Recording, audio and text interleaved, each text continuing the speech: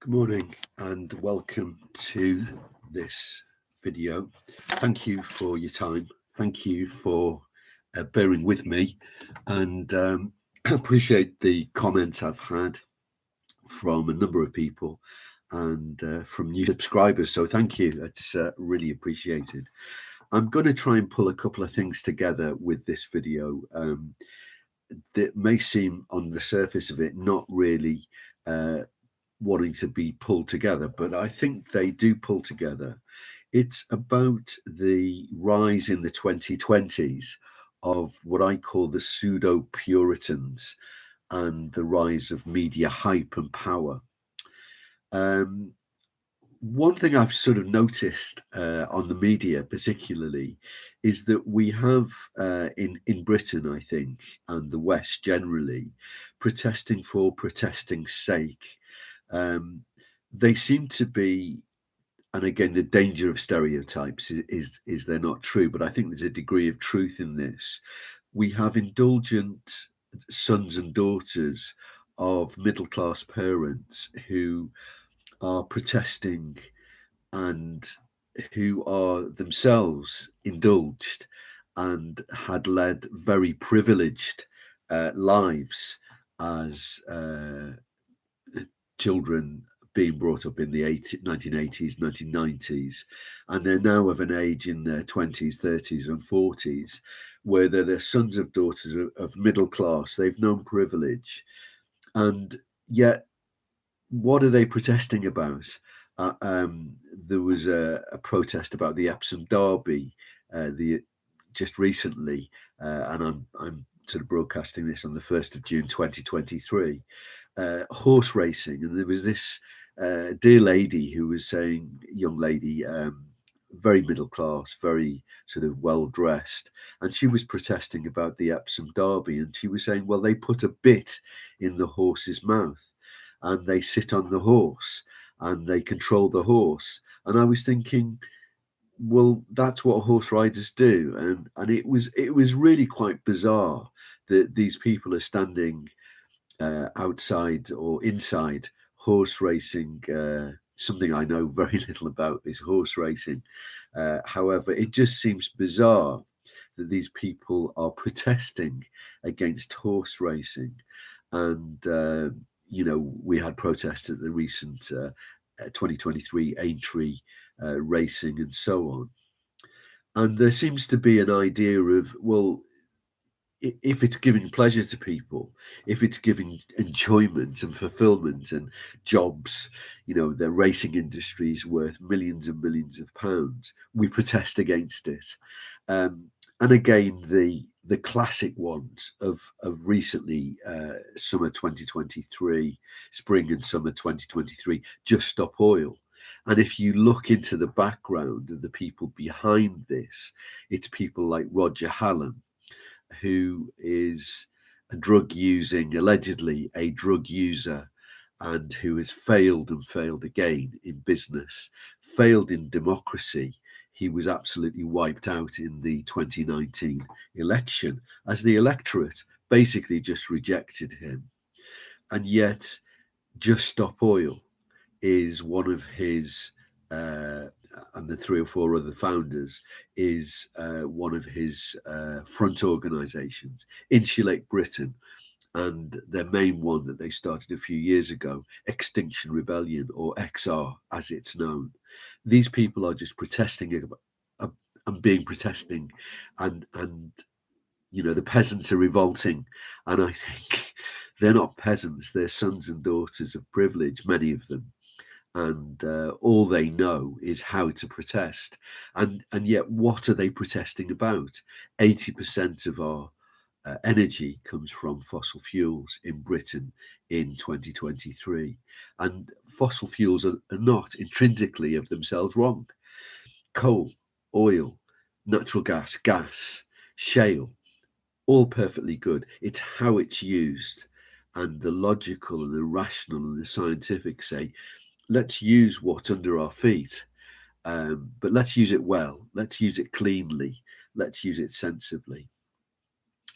And I think one of the sort of strands of all of this is a sense of indulgence, and these people are lovers of themselves. They're lovers of an ideology which puts self on the throne.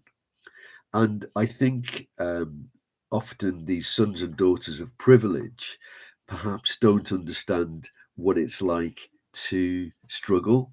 They don't understand what it's like to live in a society where you have to work hard for a living, because many of them look to mummy and daddy for their money, and many of them, or some of them, I should say, live on state benefits. So I'm referring to people who are involved in Just Stop Oil, Insulate Britain, Extinction Rebellion, those sort of people. And when you start unpicking their views and their values, they really come apart. And if you want to look at that, look at my video on Greta Thunberg, and you realise how the arguments and the rational discussions completely fall to pieces when you examine Greta Thunberg's philosophy. Then one of the common factors in these sort of protesters is emotionalism. They constantly refer to emotionalism, and they give tearful renditions of their argument. And when you actually unpick the argument, when you look at the actual strategic plan that they have and their rationale, it begins to fall apart, because it's based on a house of cards. There's absolutely very little common sense, rationality, science in any of their arguments. So when you look at Just Stop Oil, and you say, well, what do you mean Just Stop Oil? The science is not there. The emotionalism, it's an appeal to emotionalism, and emotionalism can mean absolutely anything. And people in the 2020s, some people, they emote. So if you feel emotion strongly enough, you're right, which is a really fallacious argument. They feel that emoting gives them credibility. No, emotion isn't wrong. We may love our wife or our husband, and we feel emotion. Our heart is moved, and that's absolutely right. And there's absolutely nothing wrong in that sense of emotion. But if you live your life on emotion and emotionalism, it's not something that you can live by or have recourse to. There's no solid structure, there's no solid foundation for living on emotionalism. And in the thumbnail, I've put up a photo of Philip Schofield, primarily Philip and Holly. There's been a lot of in the spring and summer of 2023. There's been a lot of discussion about Philip Schofield, and one of the things that strikes me about Philip, and I think that he hit the headlines in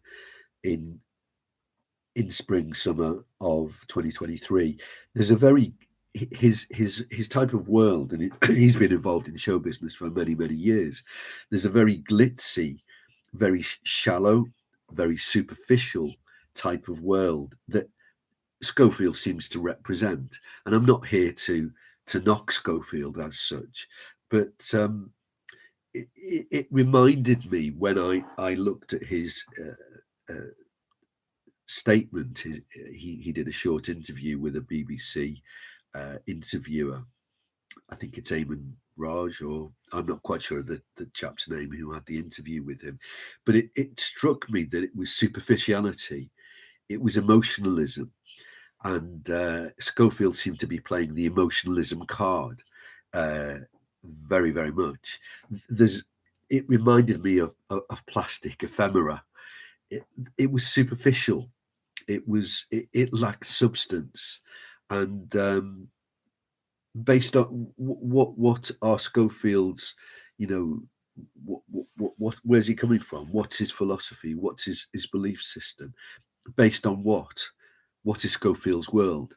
Now, my impression, and I never really watched Schofield on This Morning, ITV's This Morning, but it seemed to be based on this concept of a house of cards. There was absolutely nothing there, and when the end came, the whole thing just crumbled. And it's this rise of media hype and media power.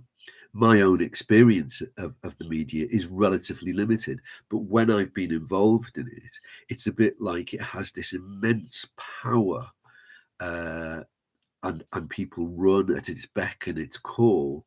But what does it represent? When you start digging, like I say, when you actually examine Just Stop Oil, when you examine the life of Roger Hallam, you begin to see that the whole thing begins to fall apart very, very quickly. There is no rationale. There is no scientific base. There is no reason behind their philosophies. And it's this rise of the pseudo-Puritans, I've called them. They're not really Puritans at all, because the Puritans actually had a very strong belief base, whether you agree with it or not. It was based on the Bible, and it was a very strong, it was a very rational, I would argue, very rational base, based on a creator God who loved them. But these are pseudo Puritans who appeal to emotionalism, and they link that in with use of the media, and people like Philip Schofield sort of epitomize that type of approach. Superficial, not really having any base, not having any strength. And I've pulled quite a few things together here today, but I wanted to just really share that with you, because it seems to me that a lot of people are going down rabbit holes that really aren't very satisfactory for them. And I would urge people to question and to look at their philosophy and their raison d'etre of life, if you like. So I just wanted to share those with you. Thank you for indulging me. Thank you for listening to me. And again, leave me a thumbs up, leave me a like, and that would be great. And if you've got any comments, do please contribute. And again, thank you for your support. Thank you for the membership, which is of this channel, which is growing and growing. And I've been so pleased and blessed by that. I think my next video, I'm going to be sharing a little bit of my own life story, and I will be pleased to do that and to reach out to you. Okay, bless you. Have a great day. And I'm saying this in our summer, British summer of 1st of June 2023, and we're having some glorious weather in Britain. So God bless you, and thank you again.